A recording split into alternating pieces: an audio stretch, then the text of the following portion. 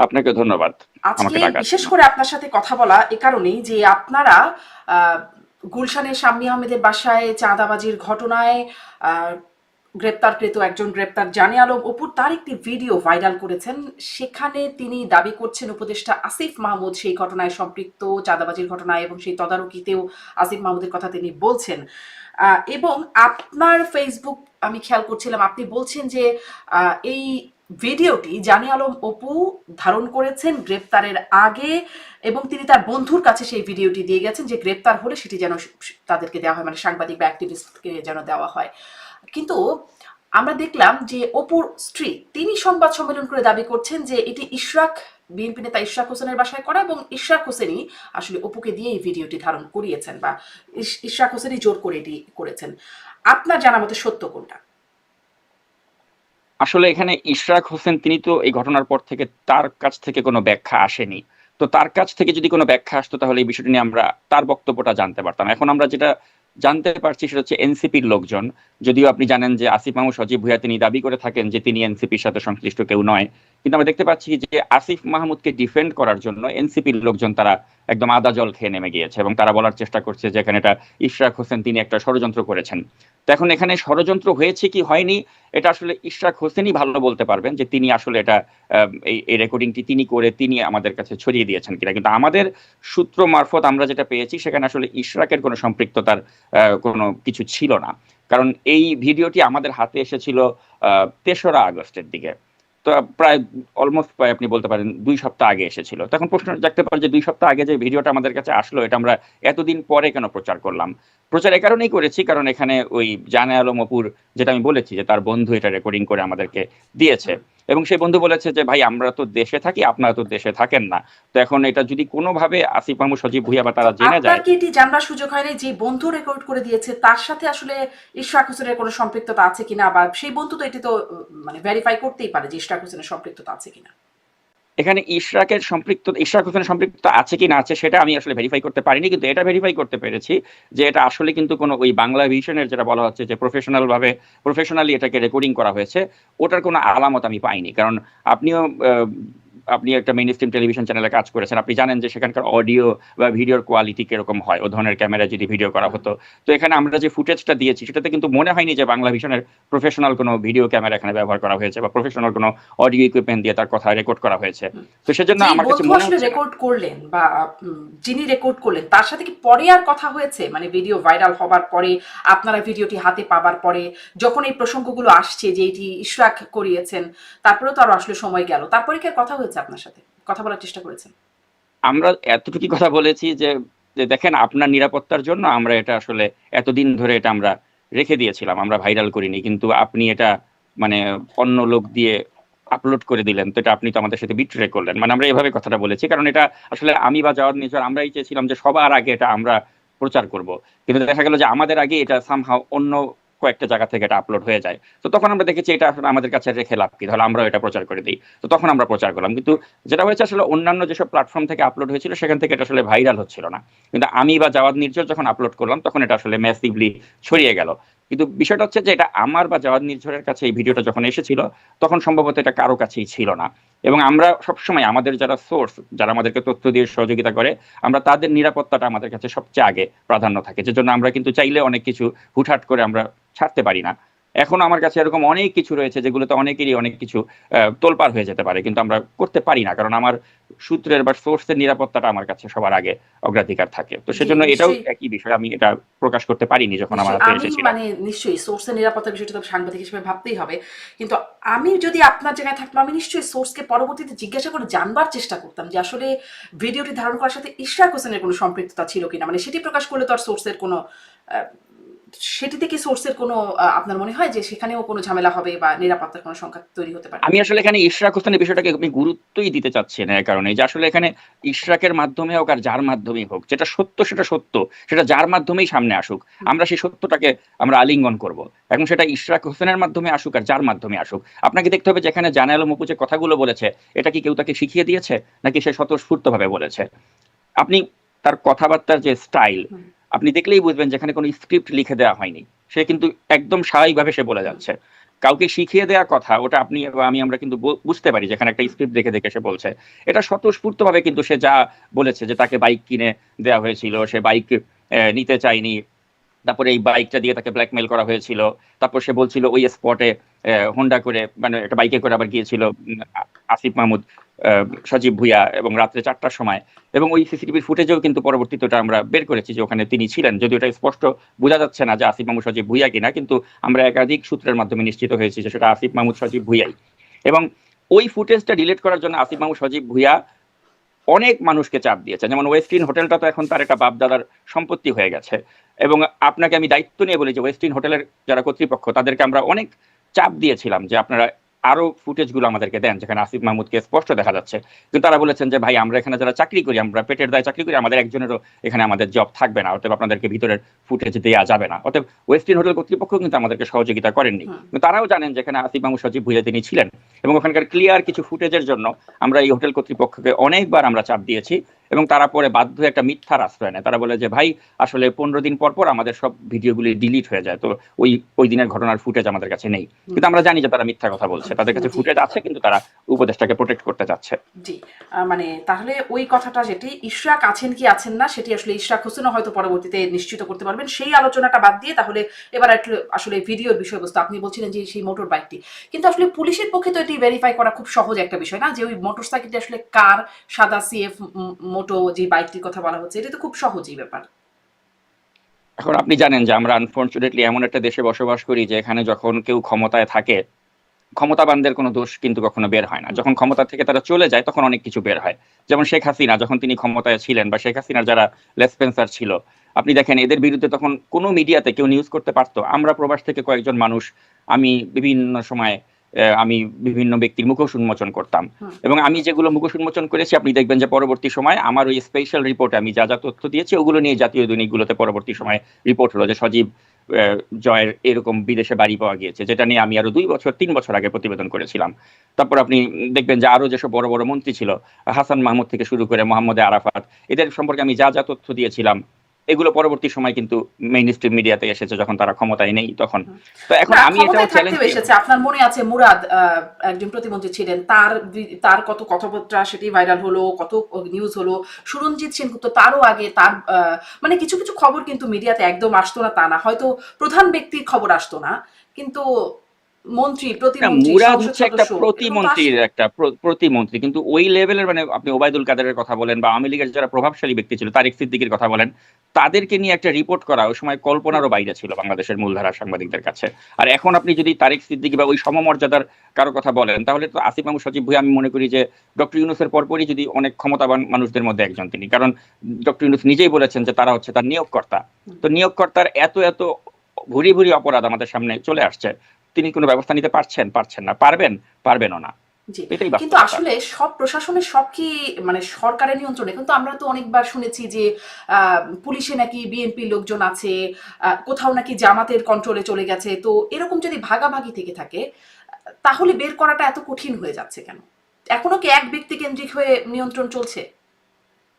বের হওয়াটা কঠিন হয়েছে আমি তা মনে করি না। আসিফ মাহমুদ সজীব ভুঁইয়ার আর কি বের হওয়া বাকি আছে সেটা আপনি আমাকে বলেন। মানে তার ধরেন এই যে যে বাবার সহজ প্রশ্নগুলো, সেই মোটর বাইকটি কার, সেই যে ফোনালাপটির কথা যেটি জানি আলম অপু দাবি করছেন যে মোটর বাইকে বসে আসিফ মাহমুদ তার সাথে ফোনে কথা হয়েছে, সেই ফোনালাপটি মানে বের করাও তো খুব সহজ, অপুর ফোন আলাপ ফোন থেকে পাওয়া যাওয়ার কথা। কোন আলাপগুলো এখন পাওয়া যাচ্ছে না, কারণ আমাদের যে এনটিএমসি, যে এনটিএমসি থেকে যে আগে যে কলগুলো রেকর্ড করা হতো সেগুলো এখন আর ওভাবে রেকর্ড করে ফাঁস করা হচ্ছে না, তো সেজন্য ওই কল রেকর্ডিং আসলে বের হচ্ছে না। কিন্তু এখন তো আগের মতো ভাবে মানুষের ফোনে আড়ি পাতা হচ্ছে না, সেজন্য ওভাবে আসছে না। কিন্তু কিন্তু আড়ি না তারপরেও পাতলেও তো আমার মনে হয় যে আসলে মানে যেই ফোন কোম্পানি তাদের সাথে যোগাযোগ করে ফোনের রেকর্ড পাওয়ার সুযোগ আছে। হ্যাঁ, সেটা সুযোগ আছে, কিন্তু এখনো ওভাবে আসলে কেউ আসিফ মাহমুদ সজীব ভুঁইয়ার কল লিস্ট কেউ বের করতে পারছে না। কিন্তু জানি আপনি আলম অপুরটা নিশ্চিত তো বের থাকেন, করাই যায়। হ্যাঁ, আপনি নিশ্চিত থাকেন যেটা নিয়ে অনেকেই কাজ করছে, আমরাও কাজ করছি, এবং আমরা যদি এটা বের করা সম্ভব হয় আমরা বের করব। কিন্তু আসিফ মাহমুদ সজীব ভুঁইয়া এখন নিজের পাপকে ঢাকার জন্য সে হেন কোনো প্রচেষ্টা নেই, সে করছে না। যেমন আমি আপনাকে একটা উদাহরণই তো দিলাম যে ওয়েস্টিন হোটেলের কর্তৃপক্ষকে একদম স্ট্রিক্টলি বলা আছে যে কোনো ফুটেজ যেন সাংবাদিকদের হাতে না আসে, এবং ওই ওয়েস্টিনের কর্তৃপক্ষ তারাও কিন্তু একদম ডিনাই করছে যে তাদের কাছে কোনো ফুটেজ নেই, এগুলো সব আগেই 15 দিন পর পর তাদের সার্ভারে থাকে, তারপর এগুলো মুছে যায়। কিন্তু আমরা সকলেই জানি যে ওয়েস্টিনের সার্ভারে কয় মাসের ফুটেজ থাকে। জি, তো মানে তারা একটা সত্য ধামা গোপন চাপা করছে। দেবার চেষ্টা করা হচ্ছে। আপনি অফকোর্স। আপনি জি। বলছেন। জি, দেখা দেখা যাক যেটি আসলে উদ্ঘাটন কতটা হয়। কিন্তু এই আপনাদের বিরুদ্ধে এটি আসছে একটা অভিযোগ। এনসিপি প্রধান আগেরবার যখন আপনার সাথে কথা হচ্ছে তখনও বলছিলাম যে একটা গং শব্দ ব্যবহার করা হচ্ছে যে আপনারা আসলে কি আপনারা উদ্দেশ্যমূলকভাবে আসিফ মাহমুদ বা উদ্দেশ্যমূলকভাবে কারো পেছনে লাগছেন? ধরেন সেই ম্যাগাজিন কাণ্ড, বিমানবন্দর ম্যাগাজিন কাণ্ড, তারপরে আসিফ মাহমুদের বাবার অপকর্ম সেগুলো আপনারা ফাঁসের পেছনে মানে আপনারা ফাঁস করছেন। কক্সবাজারের ঘটনায় এনসিপি নেতাদের যাওয়া, যদিও সেখানে একটা ভুল প্রমাণিত হলো, কিন্তু এই বিষয়গুলোর পেছনে আপনারা আছেন। কোনো কি উদ্দেশ্য আছে? কারণ দেখেন, বেগম জিয়ার একান্ত সচিব আব্দুল সাত্তার সাবেক সচিব তিনি বললেন ৮ জন উপদেষ্টা, অন্তত ৮ জন উপদেষ্টা সীমাহীন দুর্নীতির তথ্য প্রমাণ আছে। তাদের ব্যাপারে তো খুব বলতে আসলে শুনছি না। আপনাদের কি কোনো এজেন্ডা আছে? সাংবাদিকের আসলে এজেন্ডা একটাই হওয়া উচিত যে আমরা ক্ষমতাবানকে প্রশ্ন করব বা ক্ষমতায় যারা রয়েছেন তাদেরকে আমরা প্রশ্ন করব। এখন তো বিএনপি আসলে রাষ্ট্র ক্ষমতায় নেই, যে কারণে মনে করেন এখন বলা হচ্ছে যে আমরা বিএনপির দালাল। কিন্তু আপনি লিখে রাখেন যে বিএনপি যখন যদি কখনো ক্ষমতায় আসতে পারে জনগণের ভোটে, আমরা বিএনপি সবচেয়ে বেশি সমালোচনা করব। আসলে যারা ক্ষমতায় থাকে তাদেরকে সমালোচনা করা বা তাদেরকে প্রশ্নের মুখোমুখি করাই তো একটা সাংবাদিকের কাজ। আওয়ামী লীগের আমলে আওয়ামী লীগকে আমরা প্রশ্নের মুখোমুখি করেছি। এখন এই মুহূর্তে যারা এই বাচ্চা উপদেষ্টা যারা রয়েছেন, যারা দেশটাকে নিয়ে ৯-৬ খেলছেন, আমরা যদি এখন তাদের এই ভুল ত্রুটিগুলো জনগণের সামনে তুলে না ধরি তাহলে কার ভুল ত্রুটি ধরবো? আর যদি আমরা না করি তাহলে তো আমরা আসলে জনগণের প্রতি একটা ডিসার্ভিস হচ্ছে। কারণ আপনি দেখবেন যে এই উপদেষ্টা যারা রয়েছেন তাদেরকে ডিফেন্ড করার জন্য অনলাইনের অনেক বড় বড় মানে যারা মানে মাফিয়া, যারা মানে যাদের মিলিয়ন মিলিয়ন সাবস্ক্রাইবার্স রয়েছে তারা এদেরকে ডিফেন্ড করছে।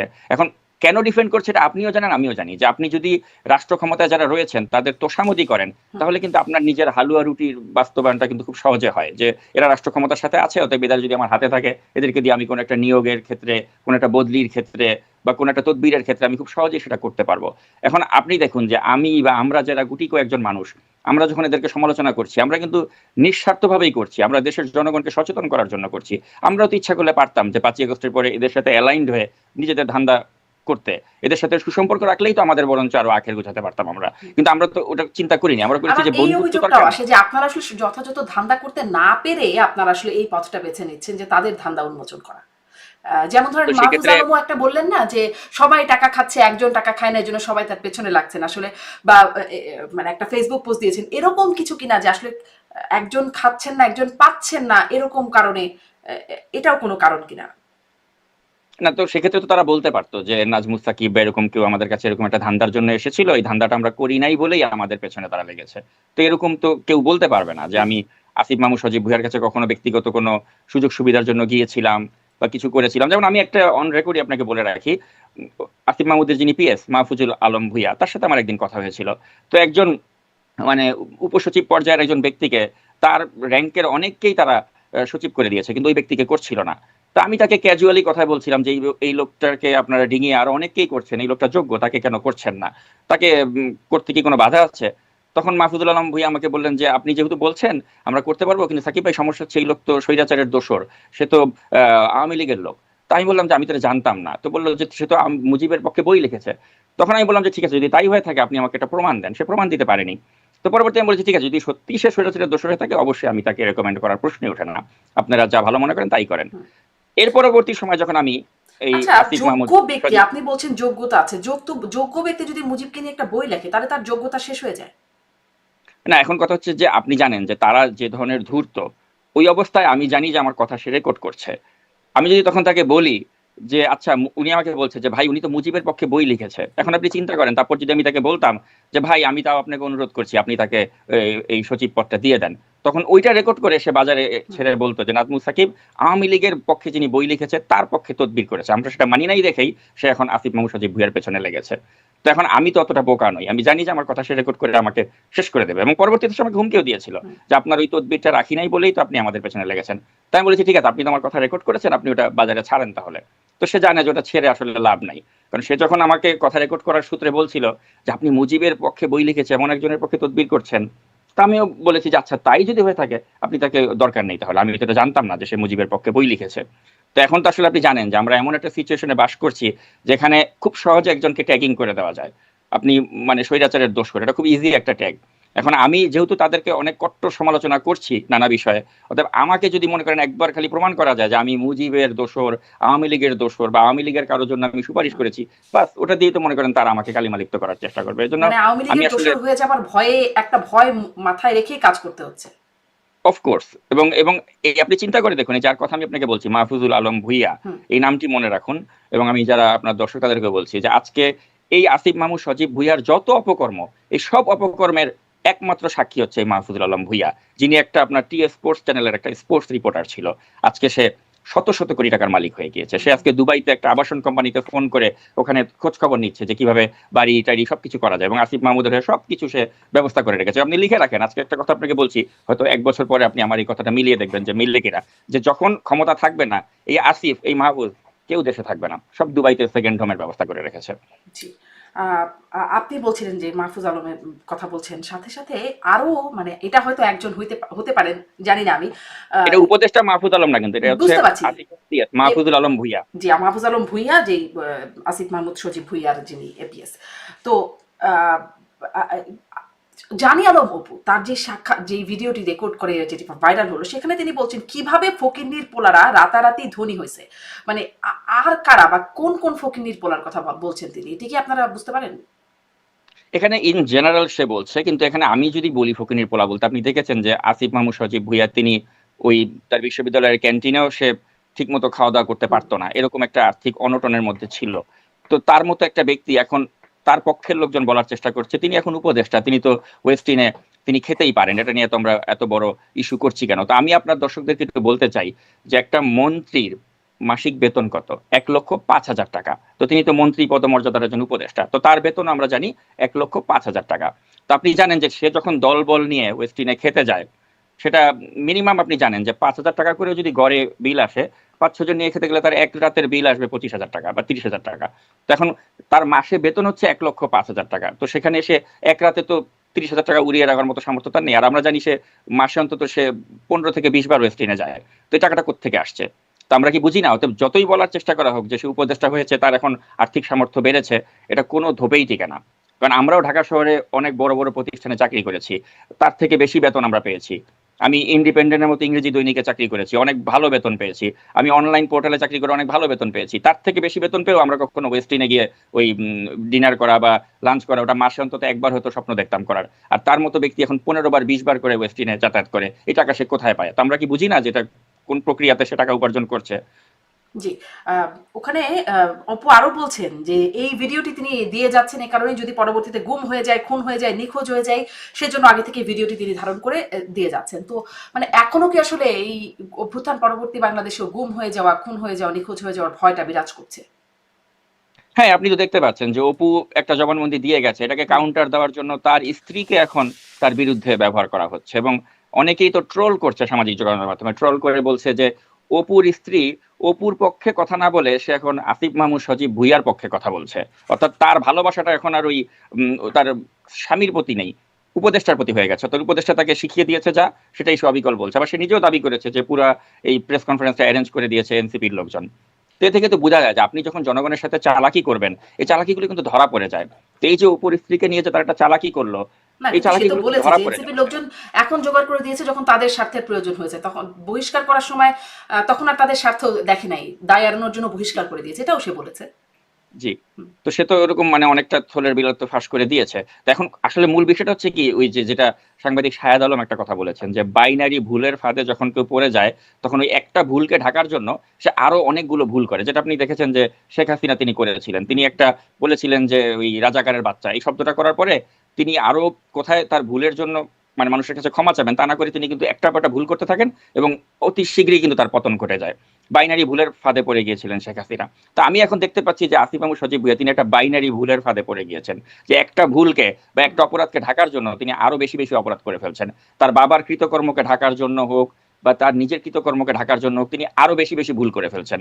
অর্থাৎ তিনি এই যে বাইনারি ভুলের ফাঁদে পড়ে গিয়েছেন, এখান থেকে আমি দেখছি না যে তার আর উত্তরণ ঘটাবার কোনো সুযোগ আছে। জি। এবং তার পরিণতি যে কত নিকৃষ্ট হবে, ন্যাক্কারজনক হবে, এবং তার বাকি জীবনটা কিভাবে কাটাতে হবে, এটা টাইম উইল সে। বাট আমরা যা দেখতে পাচ্ছি এটা খুবই বাজে একটা লক্ষণ, যে আমাদের জুলাই আন্দোলনের একটা হিরো, তার যে এই পরিণতি হবে এটা আমরা কল্পনাও করিনি। এবং সে যে এতটা লোভী বা এতটা মানে কি বলবো, ঘৃণিত একটা মানুষে পরিণত হবে এটা আমরা ভাবতেও পারিনি। আপনি দেখেছেন যে উত্তরবঙ্গে সে 6 দিনে সে 28 বার হেলিকপ্টারে করে ভ্রমণ করেছিল। একটা 20,000 টাকার কম্বল বিতরণ করার জন্য 1.5 লক্ষ বা 2 লক্ষ টাকার হেলিকপ্টার তাকে ভাড়া করতে হয়েছিল। তো এগুলো কি আমাদের দেশের জনগণ ভালোভাবে দেখে? আপনি দেখেছেন যে লাল গালিচার উপরে দাঁড়িয়ে কিভাবে উপদেষ্টারা তারা খাল খনন করতে যায়। তো এগুলো তো মানুষ ভালো চোখে দেখে না।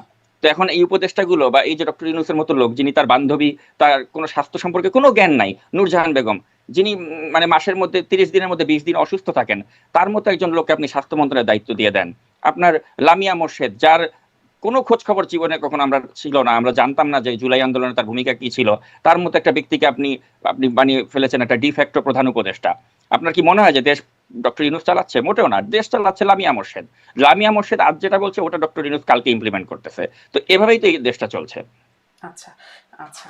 জি, সরকারের ভেতরে সরকারের একটা ব্যাখ্যা মনে হয় এটা হতে পারে আপনার বক্তব্য থেকে যেটা আমি আপনাকে দায়িত্ব নিয়ে বলছি, ডক্টর ইউনূস কোনো সিদ্ধান্ত নেয় না। উনি উপদেষ্টা হতে চাননি, ওনাকে লামিয়া মোর্শেদ উপদেষ্টা হতে রাজি করিয়েছেন।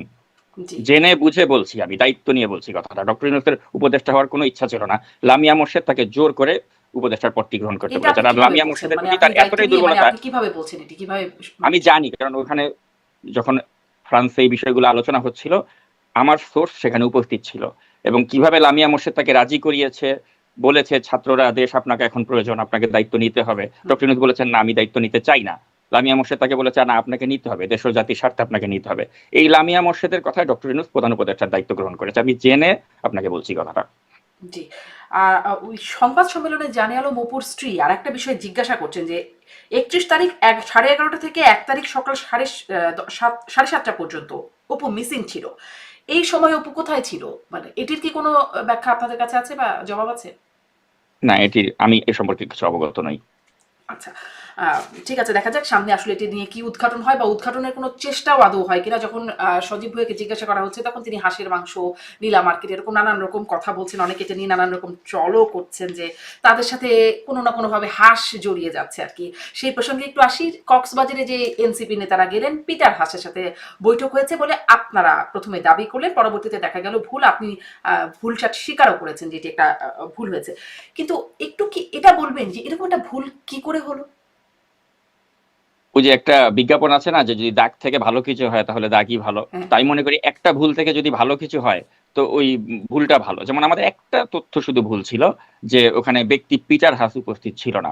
কিন্তু আপনি বাকি তথ্যগুলো একটু চিন্তা করে দেখুন যে এটা কত বড় একটা ব্রেকিং নিউজের ভ্যালু ক্যারি করে, যে আপনার 5ই আগস্টের মতো একটা এরকম দিনে এই 5জন নেতা তারা তাদের দলের কাউকে না জানিয়ে কি বিশেষ প্রয়োজনে তাদেরকে কক্সবাজারে যাওয়া লাগলো? কেন তারা ওইখানে কোনো পুলিশের প্রোটোকল বা কাউকে না জানিয়ে তাদেরকে যেতে হলো? কেন তাদেরকে আইজিপির স্ত্রীকে বলতে হলো যে আমার প্রোটোকলের ব্যবস্থা করেন? আইজিপির স্ত্রী হেলেন তখন ফোন করলেন, ফোন করে তখন তিনি ওই এসবি পুলিশকে বললেন তাদেরকে প্রোটোকল দেওয়ার জন্য। তো এই যে তারা যে একটা মানে চতুরতার আশ্রয় নিল এবং 5ই আগস্টের মতো দিনে তারা হুটহাট করে ওখানে যে গেল, এটাই তো একটা সন্দেহের উদ্রেক করে। এবং পরবর্তীতে আপনি দেখেছেন যে তাদের দল থেকেই কিন্তু তাদেরকে জন্য শোকজ নোটিশ দেয়া হলো। তো এগুলো তো আমরা প্রকাশ করেছি, কিন্তু এগুলো শোকজে যেটি দেশব্যাপী। বলছেন, শোকজে তারা বলছেন তারা ঘুরতে গেছেন, তারা দেশ জাতি নিয়ে চিন্তা করতে গেছেন, অভ্যুত্থান নিয়ে নানান কিছু নিয়ে চিন্তা করতে গেছেন আর কি, নিরিবিলি। তো কিন্তু আপনি পরবর্তীতে আপনি বলছেন যে তাদের মধ্যে কোনো সেখানে কোনো ষড়যন্ত্রের কথা পরেও আপনি বলেছেন, ভুল স্বীকার করবার পরেও বলেছেন সেখানে কি ষড়যন্ত্র ছিল? অবশ্যই এখানে ষড়যন্ত্র হচ্ছে। আপনি জানেন যে এখন এই কক্সবাজারের যে এলাকাটা, সেই এলাকাটা নিয়ে কিন্তু এখন বাংলাদেশকে কেন্দ্র করে অনেক খেলা হচ্ছে। আপনি পিটার হাসের কথাই ধরেন না, তার তো রাষ্ট্রদূতের যে চাকরি ছিল সেটা শেষ হয়ে গিয়েছে। তার তো মানে এখন তো তার মার্কিন যুক্তরাষ্ট্রে চলে যাওয়ার কথা ছিল বা অন্য কিছু করার কথা ছিল। সেখানেও এখানে আপনার ওই এলএনজির একটা কোম্পানির অজুহাত দিয়ে এখানে থেকে গেল। সেখানেও এখানে বাংলাদেশেই তার চাকরি নেওয়া লাগলো। তার এত বাংলাদেশ প্রেম থেকে আসলো?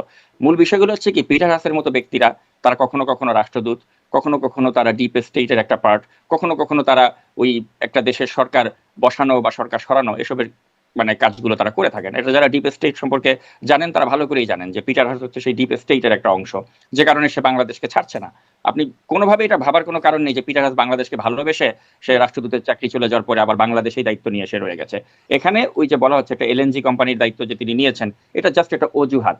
তাকে এখানে থাকতে হচ্ছে কারণ এখানে ওই বাংলাদেশকে কেন্দ্র করে আমেরিকার অনেক ধরনের খেলা রয়েছে। কিন্তু সেই এই যেদিন কক্সবাজার কক্সবাজারে যখন কথাটা আলোচনায় আসলো, পিটার হাস তো সেখানে উপস্থিত ছিলেন না, তিনি আমেরিকাতে ছিলেন। তাহলে ওখানে আসলে কি হলো, কি ষড়যন্ত্র হলো, সেটি কি আর উদ্ঘাটিত হলো? বা সেটা তো কাদের আমি সাথে যে কারোর সাথে কি বৈঠক আদৌ আমি হয়েছে? আমি তো সার্কাস্টিক্যালি সেখানে বলেছি যে এখানে যে আমার তথ্য ভুল হয়েছে, পিটার হাস ছিল না, কিন্তু এখানে যে পাতিহাস বা রাজহাঁস ছিল না তার গ্যারান্টি কি? আমি তো এটা কিন্তু পাতিহাস বলেছি। রাজহাঁসটা কারা?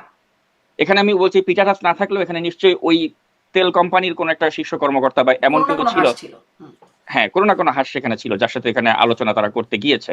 আর এখানে যখনই আপনি দেখবেন যে তাসনিম জারার মতো ব্যক্তি উপস্থিত থাকে, তখনই বুঝবেন যে এখানে একটা দোভাষীর কাজ হচ্ছে।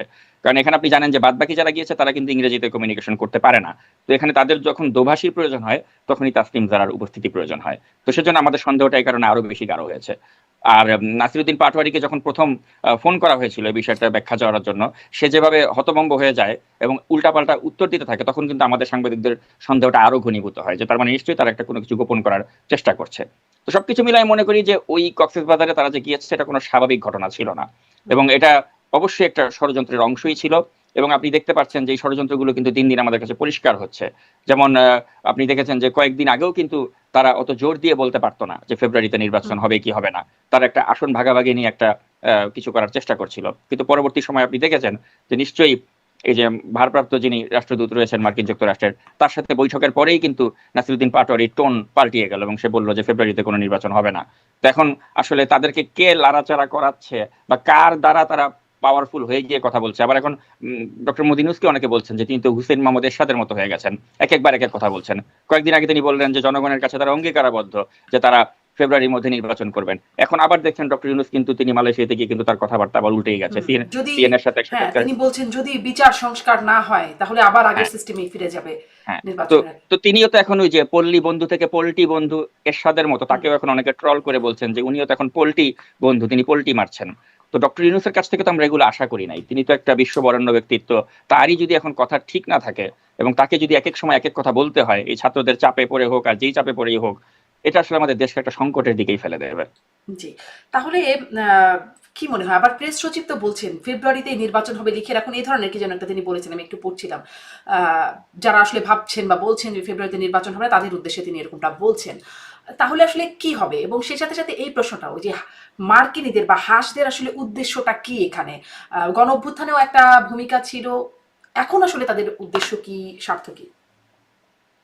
আসলে তাদের স্বার্থটাকে যে বেশি মাত্রায় মানে পারপোজটা সার্ভ করাবে, তারা তো চাইবে যে ওইরকমই একটি নতজানু সরকারকে এখানে রাখতে। এত যে আপনি দেখেছেন যে এখানে ভারতের স্বার্থ সংরক্ষণ করাটাই ছিল শেখ হাসিনা সরকারের অন্যতম উদ্দেশ্য।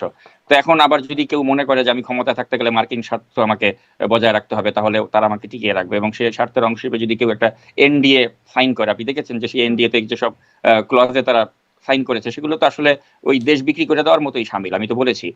তো এখন আপনি যদি ওই মার্কিন যুক্তরাষ্ট্রের কথা মতো যদি দেশটাকে চালাতে চান এবং ক্ষমতাকে দীর্ঘায়িত করার জন্য তাদের একটা ষড়যন্ত্রের অংশ হন, তাহলে এটা আপনি আপনার দেশের স্বার্থকে জলাঞ্জলি দিয়ে আপনি তাহলে আপনার কি দেশকে সেই একটা কথাটা অনিশ্চয়তা ঠিক দিলেন। যে শেখ হাসিনা যে বলতেন যদি আমি যুক্তরাষ্ট্রের কাছে সেন্ট মার্টিন দ্বীপ দিতে রাজি থাকতাম বা সেই সাদা চামড়ার কথা যদি শুনতাম তাহলে আমার পতন হতো না, এইরকম একটা ভাষ্য তার আছে।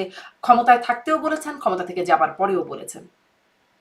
না, শেখ হাসিনা তো তার মতো করে বলবেন। শেখ হাসিনার পতন হয়েছে একটা গণ অভ্যুত্থানের মাধ্যমে, অতএব এটাকে অস্বীকার করার উপায় নেই। এটা অর্গানিক গণ অভ্যুত্থান। এখন হ্যাঁ, আমাদেরকে অবশ্যই যুক্তরাষ্ট্র একটা সাপোর্ট করেছিল, সেটা আমরা অস্বীকার করছি না, কিন্তু কথা হচ্ছে যুক্তরাষ্ট্র যতই সাপোর্ট করুক, যুক্তরাষ্ট্র তো আমাদেরকে ওই 18 সালের নির্বাচনের সময় বলেছিল ওই রাতের ভোটে নির্বাচন তারা মানে না, 24-এও তারা বলেছিল ওই নির্বাচন তারা মানে না। কিন্তু তারা না মানে তাতে কি হয়েছে? হাসিনা কি কেয়ার করেছে?